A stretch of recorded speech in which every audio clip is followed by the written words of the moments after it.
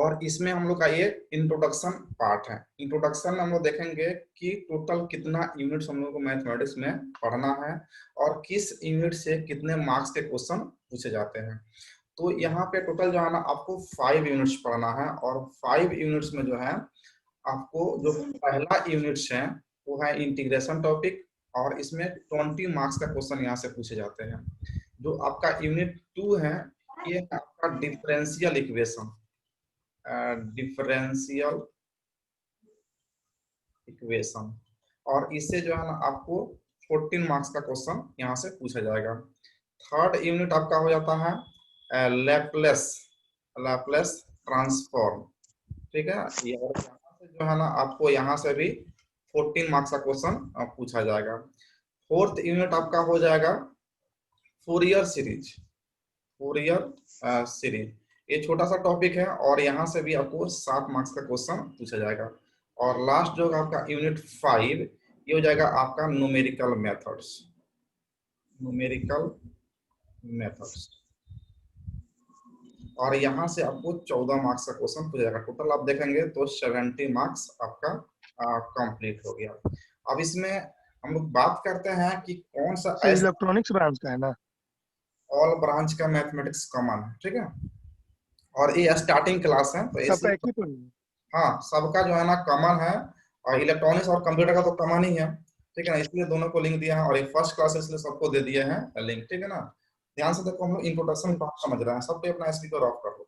चलो ये 5 यूनिट हैं और इसमें हम लोग सबसे पहले ये देखेंगे कि कौन सा यूनिट जो है ना सबसे आसान है। तो अगर बात की जाए कि कौन सा यूनिट सबसे आसान है तो हम ये कहेंगे कि इसका सारा यूनिट बहुत ही आसान है। इसका कारण क्या है कि सब आसान क्यों है, क्योंकि आपका एक ऐसा टॉपिक है यानी एक ऐसा सब्जेक्ट है इस दुनिया में जिसका नाम है मैथमेटिक्स और इससे आसान कुछ है ही नहीं, क्योंकि इसमें याद करने वाला कोई भी चीज नहीं है। आप प्रैक्टिस कीजिए आपको सब कुछ समझ में आ जाएगा, ठीक है ना। और एक बार आप जान गए तो दुनिया में कहीं भी कभी भी आप उसको आराम से सोल्व कर सकते हैं। तो इसमें रटने वाला कुछ नहीं है, इसलिए सबसे आसान बन जाता है आपका मैथमेटिक्स।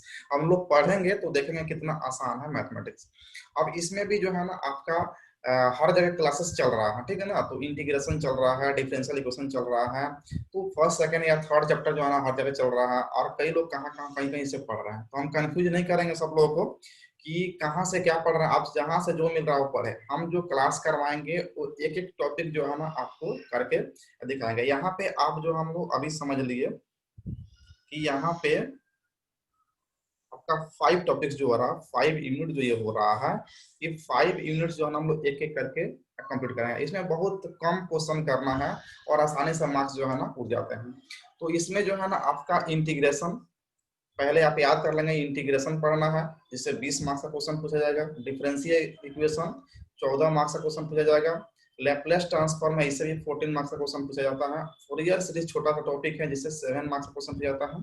और फाइनल लास्ट है आपका न्यूमेरिकल मेथड्स जो 14 मार्क्स का क्वेश्चन यहाँ से पूछा जाएगा। बस यही एक टॉपिक है जो आपका इंजीनियरिंग आप कर सकते हैं, यानी कि डिप्लोमा या इंजीनियरिंग का टॉपिक्स हैं। बाकी सारे टॉपिक्स जो है ना आप प्लस 2 में पढ़े होंगे, अगर प्लस 2 किए हैं तो नहीं किए हैं तो आप पढ़ लेंगे, कोई दिक्कत नहीं है। अब यहाँ पे हम लोग जो स्टार्ट कर रहे हैं टॉपिक वो हम लोग सबसे लास्ट से स्टार्ट कर रहे हैं, क्योंकि इंटीग्रेशन डिफरेंशियल ये सब हर जगह चल रहा है और सबसे आसान इसमें टॉपिक जो है ना आपका न्यूमेरिकल मेथड्स ही है। तो हमेशा स्टार्ट किया था सबसे आसान जगह से, जहां से इंटरेस्ट आदमी को डेवलप हो जाए, आसान हो जाए। तो इंटरेस्ट आपको आ जाएगा पढ़ने में ना, तो आप आराम से सभी क्वेश्चन को सोल्व कर लेंगे और सारे चैप्टर को पढ़ लेंगे। अब न्यूमेरिकल मेथड्स में हमें क्या पढ़ना है, ये न्यूमेरिकल मेथड्स है क्या, ये इंजीनियरिंग ब्रांच का टॉपिक है, यानी कि इंजीनियरिंग में भी पढ़ना है और पॉलिटेक्निक में भी पढ़ना है। न्यूमेरिकल मेथड्स ये सबसे बेहतर और सबसे डिफरेंट है, सबसे डिफरेंट है और सबसे आसान है। और एक और बात इसमें सुन लीजिए कि न्यूमेरिकल मेथड से जो लोग भी क्लास कर लेंगे इसमें 14 में 14 नंबर फिक्स्ड है, इससे एक भी नंबर आपका नहीं कटेगा। क्योंकि इसमें आपको बताते हैं अभी अगले बस 5 मिनट में कि आप इसमें क्या क्या पढ़ेंगे। बस 3 टॉपिक एक चैप्टर में, 3 टॉपिक एक चैप्टर में, यानी कि 6 रूल्स हैं, 6 रूल्स को पढ़ लेना और उसी में से कोई 2-2 रूल पूछता है। एक में से 2 रूल पूछेगा, फिर दूसरा वाले में से 2 रूल पूछेगा, तो तीनों आप पढ़े हुए हैं तो कोई एक बनाना है, 6-6 नंबर का आता है और 2 ऑब्जेक्टिव आएगा, आसानी से आप बना लेंगे। हम लोग स्टार्ट कर रहे हैं आपका न्यूमेरिकल मेथड्स। न्यूमेरिकल, हाँ फर्स्ट क्लास है, आज इंट्रोडक्शन क्लास ही है, फर्स्ट क्लास। अब न्यूमेरिकल मेथड्स में आपको दो चैप्टर आता है, यूनिट तक आ रहा है एक ही है, लेकिन इसमें हम लोग दो पार्ट्स में बांट के पढ़ेंगे। दो पार्ट्स में बांटने का कारण क्या है कि आसान बनाया जा रहा है, ठीक है ना, आसान हो जाएगा। पहला है solution, solution of algebraic equation, और दूसरा है आपका ये भी है solution of simultaneous equation. Main आपका पार्ट होता है थ्योरी का, तो इसको समझेंगे। देखिए यहाँ पे हम लोग को जो पॉइंट्स मिला दोनों अलग किस बेसिस पे किया है, तो दोनों बेसिस है इसका, एक है अलजेब्रिक और दूसरा है साइमल्टेनियस। इस पे ध्यान देंगे। तो साइमल्टेनियस का मतलब होता है एक ही समय में, ठीक है ना, सॉल्यूशन ऑफ साइमल्टेनियस इक्वेशन, या लिखेगा solution of system of simultaneous equation. तो साइमल्टेनियस इक्वेशन में क्या होगा कि आप पहले मैट्रिक में पढ़ चुके हैं, ठीक है ना, जैसे कि आपको कहा देगा x plus y equal to 10 और x minus y equal to जो है ना 2 है, तो इसको x y का वैल्यू यहाँ पे सोल्व कीजिए, ठीक है ना। ठीक उसी प्रकार से इसमें इसमें साइमल्टेनियस क्यों कह रहा है, क्योंकि एक ही समय में दो इक्वेशन दे रहा है, तो एक ही समय में क्या हो गया, दो equation, more than one equation हो गया। यहाँ पे क्या होगा, एक ही समय में आपको 3 इक्वेशन मिलेगा, और सिर्फ x और y में नहीं मिलेगा, बल्कि x y और z के फॉर्म में मिलेगा, 3 इक्वेशन। और तीनों इक्वेशन को एक मेथड से सोल्व करना, जैसे तैसे जो इक्वेशन हम लोग सोल्व कर लेते हैं, लेकिन जिस मेथड से कहेगा उसी मेथड के द्वारा सोल्व करना। एक ही इक्वेशन को आपको अलग अलग मेथड से कहेगा, और मेथड जो है ना आपके एग्जाम में मेंशन करेगा कि इसी मेथड से सोल्व आपको करना है, ठीक है। अब यहाँ पे अलजेब्रिक इक्वेशन, यहाँ पे एक ही इक्वेशन मिलेगा, जैसे आपको मिल गया इसे x cube minus x plus 1, इसको कहेगा कि सोल्व करने के लिए। अब एक क्वेश्चन हम लोग आसानी से सोल्व कर सकते हैं, हम लोग मैट्रिक इंटर में पढ़े हुए हैं, लेकिन यहाँ पे मेथड्स कहेगा कि इस मेथड से आपको सोल्व करना है। तो हम लोग को जो मेथड्स पढ़ना है, दोनों चैप्टर हम अभी बता रहे हैं थ्योरी। पहला ये अलजेब्रिक के लिए आपको 3 मेथड्स हैं। पहला मेथड है आपको बाइसेक्शन मेथड, बाइसेक्शन मेथड मतलब कि इस मेथड से आपको इस इक्वेशन को सोल्व करना है। फिर दूसरा है आपका रेगुलर फाल्सी, रेगुलर फाल्सी, या इसी को बोलते हैं false position, false position method, ठीक है। और तीसरा है आपका Newton Raphson method, Newton Raphson method.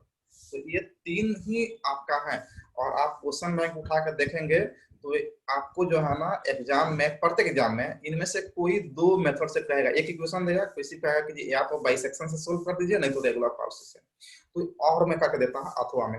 तो आप किसी एक से सोल्व कर देंगे, आराम से 6 नंबर आपको मिल जाएगा, या फिर इन दोनों को ऑप्शन में आपको डाल देगा, इन दोनों में से किसी एक से सोल्व कर दीजिए, या नहीं तो फिर इसको और इसको दे देगा। तो कोई 2 देगा, आप दोनों में से जो आपको बेहतरीन तरीके से आता है मेथड, वो आप किसी एक से बना सकते हैं। हमें लगता है कि आपको सब बेहतरीन तरह से आएगा जब आप क्लास करेंगे, ठीक है। ये 3 मेथड आप किसको सोल्व करने के लिए ध्यान रखेंगे ऑब्जेक्टिव के लिए, ये अलजेब्रिक इक्वेशन को सोल्व करने के लिए पूछा था कि अलजेब्रिक इक्वेशन किस मेथड से सोल्व किया जा सकता है, और ऑप्शन 4 को दे देगा, ठीक है ना। उसमें 3 को इसका मेथड रहेगा साइमल्टेनियस का, इसमें से एक को डाल देगा। तो ये ध्यान रखेंगे, अलजेब्रिक इक्वेशन के लिए 3 मेथड है, बाइसेक्शन, रेगुलर फाल्सी और Newton Raphson method.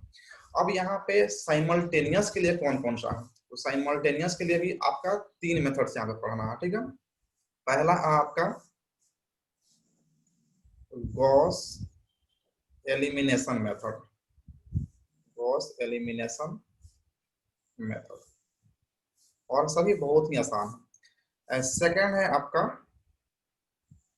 Gauss Jacobi method, Jacobi method, और थर्ड है आपका Gauss Seidel method, Seidel method. बस यही 3 को जो है ना आपको साइमल्टेनियस के लिए, ये बस साइमल्टेनियस याद रखें, साइमल्टेनियस के लिए 3 तो है, और आपके अलजेब्रिक के लिए 3, ठीक है ना। साइमल्टेनियस के लिए आपको ये 3 हो गया, और अलजेब्रिक के लिए आपको ये 3 मेथड्स हो गया। तो ये आपको 2 चैप्टर है, ये दोनों चैप्टर में दिया है, यानी कि यूनिट 5 का यूनिट जो है ना आपका 5 यानी कि जो लास्ट यूनिट है, इसमें आपको पहला चैप्टर मिलेगा सॉल्यूशन ऑफ अलजेब्रिक इक्वेशन और दूसरा चैप्टर मिलेगा solution of system of simultaneous equation. तो ये दोनों चैप्टर जो है ना, आपको पहला चैप्टर में आपको 3 मेथड, अलजेब्रिक के लिए बाइसेक्शन, रेगुलर फाल्सी और न्यूटन, साइमल्टेनियस इक्वेशन के लिए एलिमिनेशन, जैकोबी और सीडल मेथड।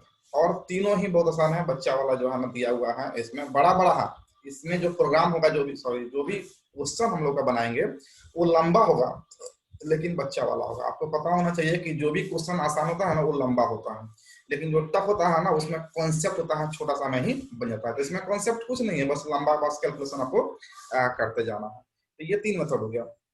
हम लोग जो है ना सबसे पहले स्टार्ट कर रहे हैं इसमें से unit solution of simultaneous equation, क्योंकि एक्स वाई जेड है, इसमें आपको अच्छा लगेगा और इंटरेस्ट आएगा मैथमेटिक्स पढ़ने में, ठीक है ना। उसके बाद हम लोग उसके बाद इसको करेंगे और फिर चल जाएंगे हम लोग फर्स्ट चैप्टर पे, यानी कि यूनिट 5 कंप्लीट करने के बाद जो है ना हम लोग फर्स्ट शुरू करेंगे, फर्स्ट सेकंड थर्ड और फोर्थ पे आगे से कंप्लीट कर लेंगे।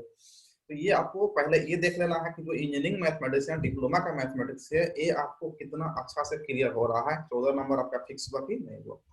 फर्स्ट चैप्टर हम लोग स्टार्ट कर रहे हैं। फर्स्ट चैप्टर आपका हो गया आपको सॉल्यूशन ऑफ, इस चैप्टर का नाम हो गया सॉल्यूशन ऑफ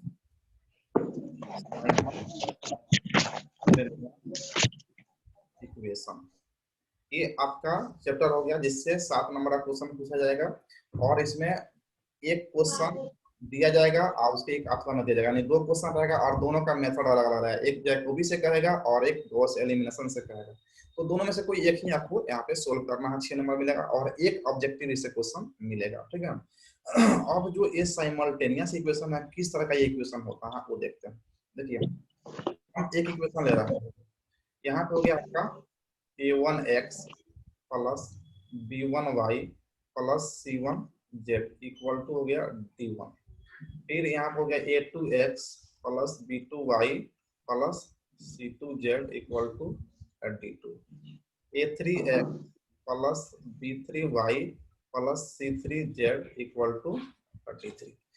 जहाँ पे a1 b1 c1 यानी कि abc क्या है आपका कांस्टेंट वैल्यू है, d1 d2 d3 क्या है कांस्टेंट वैल्यू है। इसमें वेरिएबल 3 ही है। वेरिएबल कौन कौन से है आपका, तो x है, y है और z है, 3 वेरिएबल्स हैं। इसका मतलब आपको 3 वैल्यू इसमें आएगा। लेकिन इसको वैल्यू हम लोग निकालते क्यों है, कैसे निकालते हैं, ठीक है ना। तो उसी के लिए जो है ना आपको अलग अलग मेथड, एक्स वाई जेड का वैल्यू तो आप निकालेंगे, अलग अलग मेथड से निकालेंगे। तो वो कौन कौन से मेथड है, देखिए पहला तो मेथड जो है ना आपका हम बता रहे हैं कौन कौन से, इसको ध्यान से समझेंगे। मेथड है आपका गॉस एलिमिनेशन, एलिमिनेशन आपको 1 घंटे का क्लास कोचिंग में होता है, ठीक है ना। आपको यहाँ पे जो है ना 40 मिनट में ही बताया जाएगा, इसलिए ध्यान से, ये नहीं कि ये वीडियो देख रहे हैं सामने है तो घबराना नहीं है। पहला मेथड है गॉस एलिमिनेशन, दूसरा हो गया आपका गॉस जॉर्डन, तीसरा हो गया आपका क्राउच, क्राउच, चौथा हो गया आपका सीडल जो अभी बताए थे, सीडल मेथड, और पांचवा हो गया जैकोबी। अब देखिए इसमें 5 मेथड देखे, हम उसमें 3 ही मेथड हम लोग को पढ़ना है, तो 3 मेथड कौन कौन से पढ़ना है वो ध्यान देंगे। ये आपको गॉस एलिमिनेशन पढ़ना है, सीडल पढ़ना है और जैकोबी पढ़ना है, 3 ही पढ़ना है। लेकिन यहाँ पे 5 को मेथड्स क्या है, तो ये जो है ना आपका 3 जो मेथड्स हैं, ये आपका इस एग्जैक्ट सॉल्यूशन करता है। एग्जैक्ट सॉल्यूशन ये बता रहे हैं आपको, ऑब्जेक्टिव के लिए आगे भी काम आएगा, और यहाँ पे एग्जैक्ट सॉल्यूशन करता है। और ये जो 2 मेथड्स हैं ये आपका जो है ना अप्रोक्सीमेट सॉल्यूशन करता है, अप्रोक्सीमेट सॉल्यूशन, ठीक है ना। अब अप्रोक्सीमेट से और एग्जैक्ट से क्या डिफरेंस है, देखिए गॉस एलिमिनेशन है, गॉस जॉर्डन और गॉस क्राउच हम लोग को नहीं पढ़ना है, ठीक है ना, लेकिन फिर भी इसमें हम बता दिए हैं, ठीक है ना। ये तीनों जो मेथड है ऊपर वाला, ये तीनों मेथड एग्जैक्ट सॉल्यूशन, यानी कि एक्स वाई और जेड का जो वैल्यू आएगा वो आपका एग्जैक्ट वैल्यू आएगा, यानी कि पॉइंट मिल जाएगा। लेकिन सीडल से और जैकोबी से हम लोग जो सोल्व करेंगे इस इक्वेशन को, तो वो अप्रोक्सीमेट वैल्यू देगा, यानी कि वैल्यू लगभग में आएगा, एक्स वाई जेड का पॉइंट में आएगा, वो एग्जैक्ट वैल्यू नहीं आएगा, क्लियर है। तो अगर आपको ऑब्जेक्टिव में पूछा जाए कि which of the following methods to solve simultaneous equation in exact, exact value के लिए आपको गॉस एलिमिनेशन याद रखना है, और लगभग में यानी कि अप्रोक्सीमेट वैल्यू के लिए सीडल और जैकोबी दो मेथड हम लोग को पढ़ना है, यानी कि टोटल 3 मेथड पढ़ना है, जैकोबी, सीडल और आपको गॉस एलिमिनेशन। अब इसमें से जो है ना हम लोग को सबसे पहला जो स्टार्ट कर रहा है यहाँ पे, वो कर रहा है हम लोग गॉस एलिमिनेशन मेथड कर रहा है। गॉस एलिमिनेशन मेथड से इस इक्वेशन को सोल्व करने का मेथड क्या है? तो सबसे पहला मेथड से है कि इस जो हम लोग को जो इक्वेशन बन रहा है इसको हम लोग मैट्रिक्स फॉर्म में लिख सकते हैं, और मैट्रिक्स फॉर्म में इस तरह से लिखेंगे, देखिए A1 B1 C1, A2 B2 C2, A3 B3 C3। ये हमका जो हमारा जो है ना इक्वेशन का कांस्टेंट वैल्यू निकाल दिए, और उसके बाद आपका यहाँ हो जाएगा, ये हो जाएगा x y z, और उसके बाद इक्वल टू में हो जाएगा यहाँ पे D1 D2 D3, ठीक है ना। इस तरह का अगर इस इक्वेशन को आपको मैट्रिक्स फॉर्म में लिखना है तो इस तरह से लिखेंगे, A1 B1 अलग निकाल लिए, और जो x y z है x y इस तरह से आ गया, और आपको D1 D2 D3 आपका कांस्टेंट वैल्यू डायरेक्ट में आ गया। और इसको अगर हम लोग लिखेंगे इक्वेशन के फॉर्म में तो ऐसे लिखेंगे, ax equal to b, ax equal to b। तो ये किसके लिए होगा? इस मैट्रिक्स के लिए हो गया, x कैपिटल में है, ये इस मैट्रिक्स के लिए हो गया, और b भी एक आपका कांस्टेंट इसके लिए हो गया, ठीक है ना। उसके बाद हम लोग जो है ना इसका जो है ना एक इक्वेशन यानी कि एगमेंटेड मैट्रिक्स निकालते हैं। अगर मैट्रिक्स आप लोग पढ़े होंगे तो आप एगमेंटेड मैट्रिक्स का नाम सुने होंगे। एगमेंटेड मैट्रिक्स कैसे निकालते हैं? तो एगमेंटेड मैट्रिक्स कुछ नहीं है, बस ये वाला जो है ना ए है और बी को एक साथ जब मिला देंगे तो क्या हो जाएगा? एगमेंटेड मैट्रिक्स हो जाएगा। देखिए एगमेंटेड मैट्रिक्स आपका किस टाइप का होगा, ये आपका मैट्रिक्स हो गया। तो पहला वाला पूरा एलिमेंट लिख देंगे, A1 A2 A3, B1 B2 B3, C1 C2 C2 और यहाँ जगह C3। तो ये आपका क्या हो गया? ये मैट्रिक्स पहला वाला A हो गया, और हमको क्या मिलाना है? B को मिला देना है। तो यहाँ पे डॉट दे देंगे, और B में क्या है आपका? देखिए D1 है, D2 है और D3 है, यानी कि x और y को आप क्या यहाँ से हटा दिए। तो यही हो गया एगमेंटेड मैट्रिक्स। और इसको हम लिख सकते हैं इस तरह से, C इज इक्वल टू, कहीं कहीं लिखा था A इज टू B, देख रहे हैं। तो ये C एक मैट्रिक्स हो गया, ये C हम लोग जो बना है एगमेंटेड मैट्रिक्स, क्या हो गया? C हो गया। और इसमें क्या क्या आप लिए हैं? देखिए ये वाला लिए हैं पार्ट, और ये B वाला पार्ट लिए हैं। तो ये वाला पार्ट से यहाँ तक ये कंप्लीट है, हो गया आपका ये वाला पार्ट।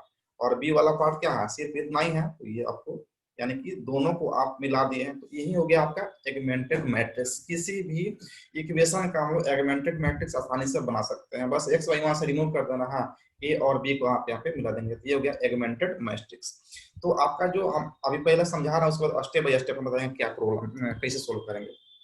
अब जब ये एगमेंटेड मैट्रिक्स मिल जाएगा तो इसमें हमको क्या करना है? सॉल्यूशन करने के लिए यहाँ पे इस मैट्रिक्स का यानी कि एगमेंटेड मैट्रिक्स जिसको हम सी बोल रहे हैं, एगमेंटेड मैट्रिक्स को हम लोग अपर ट्रायंगुलर फॉर्म में चेंज करेंगे या इक्लोन फॉर्म में, यानी कि हम लोग ट्रांसफॉर्म करेंगे अपर ट्रायंगुलर मैट्रिक्स या फिर इक्लोन फॉर्म, आइसोलेन फॉर्म होता है, एकलॉन या आइसोलेन फॉर्म में हम लोग ट्रांसफॉर्म करेंगे। देखिए हम लोग यहाँ पे अगर स्टेप लिखे तो स्टेप फर्स्ट हो गया, ये हो गया आपका एगमेंटेड मैट्रिक्स वाला स्टेप सेकंड हो गया, और ये हो गया आपका स्टेप थर्ड। तीसरा में हम लोग यहाँ पे हैं। अब हम लोग को इक्लोन फॉर्म या आइसोलेन फॉर्म या अपर टेबल मैट्रिक्स का फॉर्मेशन क्या होता है, तो इस एगमेंटेड मैट्रिक्स को हम लोग यहाँ पे रिप्रेजेंट करेंगे। देखिए किस तरह से हमको कन्वर्ट करना है उसको, तो कन्वर्ट करके हम लोग ऐसा कर देंगे।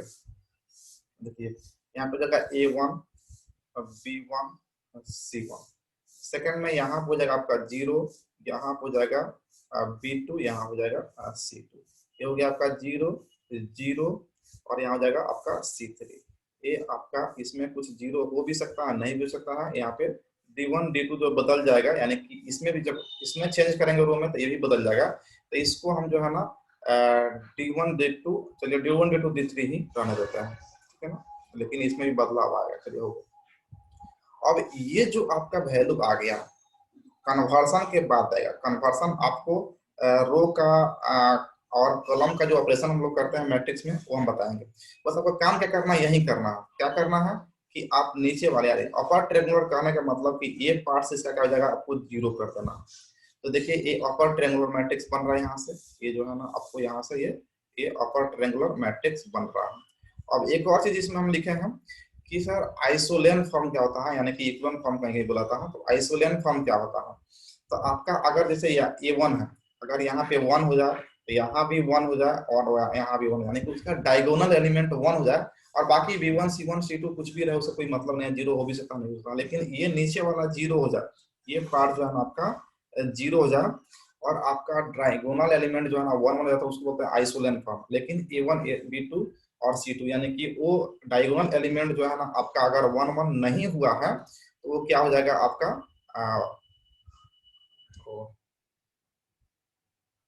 अगर डायगोनल एलिमेंट वन वन नहीं है तो क्या होगा, अपर ट्रायंगुलर मैट्रिक्स होगा। तो दोनों केस में हम लोग सोल्व कर सकते हैं। अब यहीं से आपका स्टेप 4 स्टार्ट हो जाता है और यहाँ पे हम लोग क्या करते हैं, स्टेप 4 में बैक सब्स्टिट्यूशन मेथड लगाते हैं। यानी कि करते क्या है कि जो ये मैट्रिक्स आया है तो फर्स्ट रो के जो मैट्रिक्स हैं, जब हम लोग इक्वेशन से मैट्रिक्स बना सकते हैं तो मैट्रिक्स से इक्वेशन फिर से बना लेंगे। तो ये आपका इक्वेशन इस तरह से निकल जाएगा, A1 x plus B1 y plus C1 z equal to D1। अब देखिए ये वाला ये टू क्या है, जीरो है, तो यहाँ पे B2y plus C2 Z equal to क्या जाएगा D2। और लास्ट में देखिए C3 सी बच रहा है, यहाँ पे A3 भी कंप्लीट खत्म है और B3 भी यानी जीरो है, तो C3 जेड इक्वल टू क्या हो जाएगा आपका D3। अब ये हमारा इक्वेशन फॉर्मेशन हो गया स्टेप 4 में। जब स्टेप 4 में हम लोग इक्वेशन का फॉर्मेशन कर लेंगे तो अब यहाँ से अब लगा देंगे बैक सब्स्टिट्यूशन मेथड। इसी को बोला जाता है बैक सब। पूछे क्वेश्चन पर लिखेगा कि आपको सोल्व करना है या तो बैक सब्स्टिट्यूशन मेथड से यानी तो गॉस एलिमिनेशन, दोनों का बात बराबर है। तो देखिए अब ये जो इक्वेशन आपका मिला है फर्स्ट सेकंड और थर्ड जो आपको फाइनल इक्वेशन मिला है, तो तीसरे इक्वेशन देखिए यहाँ से जेड डायरेक्टली निकल जाएगा, जेड इक्वल टू क्या निकल जाएगा D3/C3। तो यहाँ से जेड निकल गया, ठीक है ना। अब यहाँ से जब जेड निकल जाएगा तो इस जेड को इसमें पुट कर देंगे, तो देखिए आपका जेड निकल चुका है तो क्या होगा, वाई निकल जाएगा। तो वाई निकल गया, जेड निकल गया। और यहाँ से यही देखिए यही हमारा बैक सब्स्टिट्यूशन मेथड, यहाँ से जो है ना वाई और जेड का वैल्यू रख देंगे, यानी कि वाई का और जेड का वैल्यू रख देंगे, हमारा क्या निकल जाएगा, यहाँ से एक्स निकल जाएगा। तो हमको जेड पहले निकल गया और फिर वाई निकल गया और ये दोनों फर्स्ट में रख दिए तो क्या हमको एक्स निकल गया। बस यही जो आपका वैल्यू आएगा यही हो जाएगा इस इक्वेशन का सोल्यूशन, ठीक है ना। तो इसमें कितना हो गया आपका 4 स्टेप्स हो गया। पहले स्टेप्स में आपको इस इक्वेशन को इस मैट्रिक्स के फॉर्म में लिख देना। सेकंड, इस मैट्रिक्स से जो है ना आपको एगमेंटेड मैट्रिक्स निकाल देना है। थर्ड, इस एगमेंटेड मैट्रिक्स को आपको रो और कॉलम ऑपरेशन करके जो है ना आपको अपर ट्रायंगुलर मैट्रिक्स या आइसोलेन फॉर्म में कन्वर्ट कर लेना है। और जब ये स्टेप 3 कंप्लीट हो जाए तो आपको यहाँ से जो है ना स्टेप 4 में आना है, यानी कि फिर से आपको इक्वेशन का फॉर्मेशन करना है गिवन एगमेंटेड यानी अपर ट्रायंगुलर मैट्रिक्स से। जो आप मैट्रिक्स निकाले हैं अपर ट्रायंगुलर, उससे जो है ना आपको इक्वेशन का फॉर्मेशन करना है। और जब इक्वेशन बन जाए तो यहाँ से जो है ना स्टेप 5 आप कर सकते हैं कि बैक सब्स्टिट्यूशन लगा देना है। पहले जेड का वैल्यू निकल जाएगा, फिर वाई का, और फिर वाई और जेड का वैल्यू इक्वेशन फर्स्ट में रखेंगे तो आपका एक्स निकल जाएगा। और यही आपका फाइनल सॉल्यूशन होगा एक्स और वाई का। अब देखिए इसको हम फटाक से लिख देते हैं step first. Step first, formation. पहले क्या करेंगे, इक्वेशन से formation of matrix from given equation या इक्वेशन। स्टेप सेकंड, इसमें क्या करेंगे कि फॉर्मेशन ऑफ मैट्रिक्स हो गया फर्स्ट में, ठीक है ना। उसके बाद में हो गया फाइंड या ट्रांसफॉर्म, फाइंड एगमेंटेड मैट्रिक्स, ठीक है ना। और स्टेप 3 में क्या हो जाएगा, स्टेप 3 में transform augmented matrix, augmented matrix into upper triangular